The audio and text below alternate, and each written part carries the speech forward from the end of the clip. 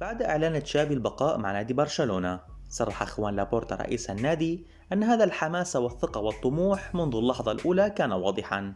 لقد كانت أخبارا جيدة لبرشلونة، فالاستقرار هو مفتاح النجاح.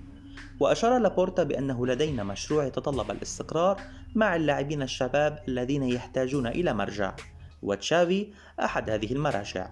وأنا سعيد باستمراره، لأن تشافي يحظى بثقة النادي والإدارة الرياضية، وأتمنى أن يحظى بثقة الجماهير، وأثق مشروع برشلونة سيكون ناجحا. وتابع رئيس النادي الكتالوني: كان لدى تشافي شجاعة لقيادة برشلونة في فترة صعبة، لم نحقق أهدافنا هذا العام وسقطت جميعها خلال أسبوع واحد، لكننا مقتنعون بأن استمرار تشافي هو أفضل قرار. وينتهي تعاقد تشافي مع برشلونة في حزيران عام 2025، علما بأنه تولى المسؤولية في أكتوبر عام 2021، وقاد الفريق للفوز بلقبي السوبر المحلي والدوري الإسباني في الموسم الماضي.